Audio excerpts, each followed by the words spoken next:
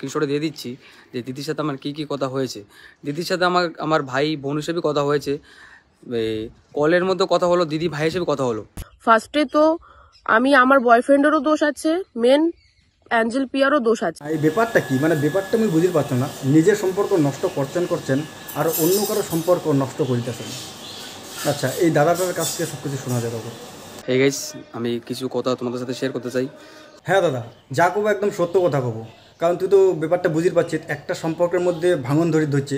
তো যা কব একদম সত্য কব, যাতে সব পাবলিক বুঝতে পারে এই দোষটা হচ্ছে তোর না তোর গার্লফ্রেন্ডের।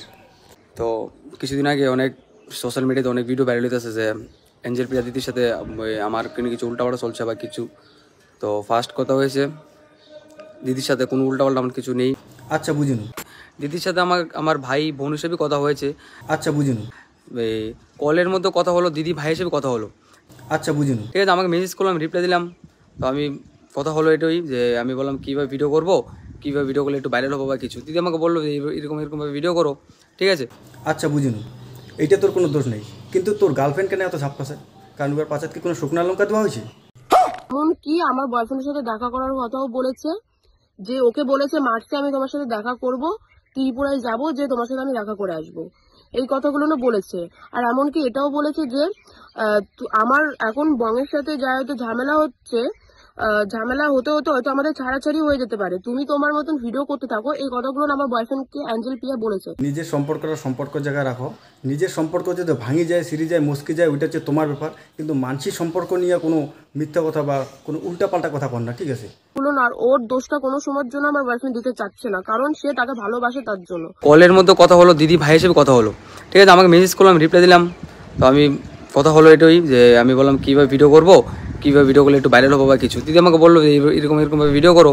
দেখ, তোর গার্লফ্রেন্ড যে কাজটা করলে এটা কিন্তু একদমই ঠিক করে নেই, জানিস তো? একটা সামান্য মিথ্যা কথাতে কত বড় একটা ভুল বোঝাবুঝি হবার পারে। দেখো দাদা আর দিদি, মুই খালি একটা জিনিসে চাও, ঠিক আছে?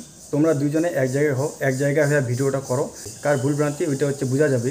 দুইজনে এক জায়গাতে থাকি এই ভিডিওটা বানাও যে সত্যি কি অ্যাঞ্জেল প্রিয়া আর হচ্ছে এই দাদার সঙ্গে কোনো প্রেম প্রীতি ছিল। এটা যত তাড়াতাড়ি মীমাংসা হবে তত তাড়াতাড়ি ভালো, কারণ এইটা তো বুঝতে পারছেন যে ছোট্ট একটা ভুলের কারণে কতদিনের একটা সম্পর্ক নষ্ট হবার ধরছে। দেখ বং মিডিয়া উজ্জ্বলদা, মানসিক কী কয় কোক, ঠিক আছে? তুই কোনো কিছু হইলে মনে করিস না, কারণ ভিউজ কামার জন্যে এক একজনক নিয়ে এক এক রকম ভিডিও বানাতে পারে, এটা তো তুই ভালো করে জানিস। কাহো রোস্ট করে আর কাহকে নিয়ে ভিডিও বানালে মানে ভিউজ কামাবে আর কি। তো কায় কী কয় কোক, তুই কিছু মনে করিস না, তোর সম্পর্কটা সম্পর্কের জায়গায় থাকিবি। আমার এটাই বলার ছিল, আমাদের ডিভোর্স হয়নি। আমি ওই ছেলেটার সাথে কথা বলেছি, আমি না রিলেশনশিপে গেছি না কিছু, জাস্ট আমি ফ্রেন্ড হিসেবে কথা বলেছি। আমি এখনো বলছি, আর বোন আমি তোমাকেও বলবো যে আমার জন্য রিলেশনটা নষ্ট করো না।